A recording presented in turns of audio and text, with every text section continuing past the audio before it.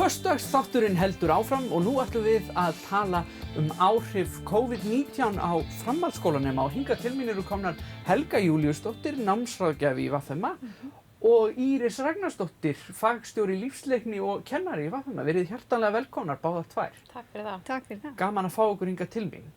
Kannski fyrsta spurningin sem og þið megið bítast hver byrjar að svara en finnst margt einhver munur eins og kvíða og svona í kjölfar þessa heimsfaraldurs? Já, það er náttúrulega kannski svolítið erfitt að kannski dæma það akkurat núna því að núna er náttúrulega ekki mikið búið á skólanum. Nei. Og við erum svolítið að hitta krakkana núna, það er náttúrulega bara 1,5 vika búin af skólanum. Já, já. Þannig að það er kannski svolítið erfitt að dæma það núna. Þannig að við erum mikið að hitta þessa krakka aftur. Já, já. Við náttúrulega vorum bara hittuðum síðast í mars. Já, akkurat. Og erum svo bara núna að fá þau aftur inn. Þannig að það er svona á pínu eftir að koma í ljós. Einmitt. Og það hefur væntanlega verið leyst bara með fjarkennslu og svona þegar þetta fyrri bylgjan gekk hérna yfir. Það dekka fram á vorið, þannig að það er kannski fyrst að koma fram núna eins og þið segið. Já. Það var náttúrulega bara allt loklokalæst í vor. Já, einmitt. Og allir þetta var heim, kennarar og nemendur, þannig að allt í fjarkennslu. En vitið, var munur á skráningum í skólan eins og núna í haust? Skráningum? Var bara sami fjöldi, þetta verðist ekki á að letjandi áhrif fyrir krakka að skrá sig í nám? Já. Þetta það var ekki meira brottfall núna. Nei. Í vor. Nei. Og hefur áður verið. En það sem við erum kannski að sjá pínu er að það er rosa aðsókn í skólan og bara aukin aðsókn og sem er mjög jákvætt. En við erum kannski að sjá meira krakka sem voru í námi. Þau eru kannski aðeins meira hikandi hvort að halda áfram og að koma aftur. Já. Og það er kannski svolítið þessi hópur sem við viljum virkilega ná til núna og koma til þeirra að endilega hafa samband við einmitt. Akkurat þarna komum við námsráðgjafarnir og kennararnir sterkir inn. Já, einmitt. Að endilega koma, af því að við reynum að halda utan um þessa krakka. Já. Þannig að það er kannski svona það sem við erum pínu að sjá núna. Já. En aðsókn í skólan er mjög mikil og stútfullu skóli og við höfum því miður að hafna mörgum. Já. Það er kannski helst að einhver leyti í hendur eða það er náttúrulega mikið atvinnuleysi og krakkar og svona sem hefur kannski getað gengið í vinnu í venjulegu árferði, eiga ekki eins hægt vik með það, maður veit það ekki. En hafa verið einhver svona sérstök, hafið þið gripið til sérstakra úrræða út af þessum faraldri eða sem nemendur geta leitað í? Það sem við náttúrulega gerðum í síðasta vor, það var að við hringdum náttúrulega mikið í þessar nemendur og við námsráðgjafarnir, kennarar, sviðsstjórar hringdum örugglega einhver 100 símtala í nemendur. Unnu allir rosa vel saman í þessu, kennarar, sviðsstjórar og námsráðgjafar. Sambandið voru svo gott og það var haft samband ef krakkarnir voru ekki virk. Já. Voru ekki skilin verkefni en virkin á netinu og þá létum við kennara vita og þá voru sviðsstjórar sem höfðu samband eða svo aftur á móti námsráðgjafar og það er gott að leita til námsráðgjafar svo og við náttúrulega hringdum mikið eða vorum í því að hringja og senda tölvupósta ef þau svara ekki símanum þá sendum við tölvupósta og við hringdum aftur ef þau svara ekki þannig að við reyndum og það var aðalega til að bara peppa þau upp, heyra hvernig þau hafa það. Já. Hjálpaði með að skipulag, þetta var náttúrulega rosa mikið álag bæði það að þau náttúrulega þurfti bara að hætta í skólanum, þau þurfti svolítið að læra á fjarnámið, bæði náttúrulega nemendur og margir kennara líka að endur skipuleggja sitt.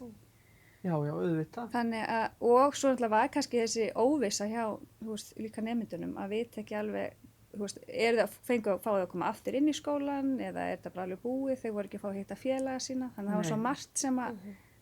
Og ég ímynda mér að það er náttúrulega mikil, það er náttúrulega mikil lífsleikni að takast á við svona aðstæður eins og núna og er það ekki rétt skilið hjá mér að það er búið að færa, það er 1 metra regla í gildi í skólum, en það er samt sem áður örugglega mikil viðbrigði fyrir talan ekki nemendur nýnema sem eru að koma inn í þetta umhverfi í fyrsta skipti.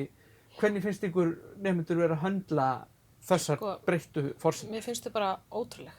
Þau eru ótrúlega jákvæð og flott og við tókum nýnemana alveg tókum, þau áttu alveg 2 daga bara alveg fyrir sig, fengu skólan fyrir sig, voru alveg komið hitt umsjónarkennarana sína og fengu svo að þeir sem voru á brautum, náttúrulega gátum ekki farið með þeim allir skóla en þau fengu svona hitta sína kennara á sínum brautum, og fengu að sjá námsráðgjafana og nemendaráðu komu að þessu kíkta á þau, gáðu gjafir, þannig að var svolítið passa upp á þau fyrstu 2 dagana, kom engin nema þau.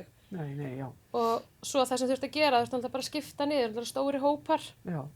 25-30 hverjum hóp, þannig að það var bara skipt niður til helminga, þannig að það bara helmingurinn kemur kannski á mánudögum, hinn helmingurinn á miðvikudögum og svo kannski bara fjarkennsla á föstudögum, skilurðu mig. Já. Og það gengur bara ótrúlega vel og þau bara virða þessi mörk alveg bara og eru jákvæð sko. Heilt yfir, ég hef ekki fundið fyrir neinu neikvæðu. Það er mjög gaman að heyra það, því að mann finnst mjög flott. Líka bara eftir því sem líður lengra á þetta, þá finnur maður bara svona, í samfélaginu almennt finnur maður svona þreytu, gagnvart svona langþreytu, gagnvart fréttum af þessu og bara hugmyndinni um þessa veiru sem er búin að herja okkur núna í alla þessa mánuði. Klárlega. Þannig að það er virkilega ánægjulegt að heyra það. Og hvernig sjáu þið svo framhaldi, verður fylgst vel með náttúrulega áfram bara, er það ekki?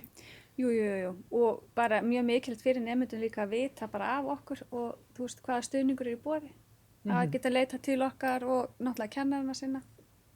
Það eru allir búnir að aðstoða þau. Já, auðvitað. Þannig að og já, það er náttúrulega núna er kannski öðruvísi heldur en var í vor, þá gátum við bara hringt í þau. Já. Núna geta þau komið eins og við námsráðgjafarnir, við erum bara, þau geta að droppa inn til okkar og tala við okkur eða panta tíma. Já. Og það er náttúrulega, sem er kannski munurinn, það er voða gott að hafa þau svona auglýtis til auglýtis. Já.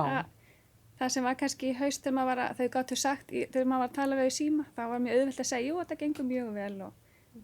Já, það var bara humma pínu fram að sér, en þannig að það er frábært að fá allar og þau séu í skólanum aðeins núna. Já. Ég segi það við þeim þegar við erum að ræða þetta, þú veist að jákvæða við þetta allt saman, við fáum allan að hitta þau, við fáum þessi samskipti sem er svo mikilvæg náttúrulega. Já. Að við fáum allan að hitta þá einu sinni í viku í staðin fyrir ekkert sem að bara gera ótrúlega mikið. Og fyrir þau að fá að koma aðeins inn er náttúrulega bara, þú veist, frábært. Heiminn og haf, breytir landslæginu algjörlega. En ég veit að sko verklegubrautirnar þau koma í alla sína tíma. Já. Er það ekki? Jú, ég held að sé flest, já. Þú veist, þannig það er náttúrulega að þú erfitt fyrir að kenna verklegt í gegnum. Nei, það er bara ekki hægt. Það er voða erfitt allavega. Þannig að það er svona að passa líka upp á það. Hitt er auðveldara. Mér heyrist ég allavega að vera að taka mjög vel á þessum málum og ég óska ykkur bara góðs gengis áfram. Þakka ykkur kærlega fyrir að koma hingað til mín í föstudagsþáttinn. Takk fyrir sömuleiðis. Takk fyrir.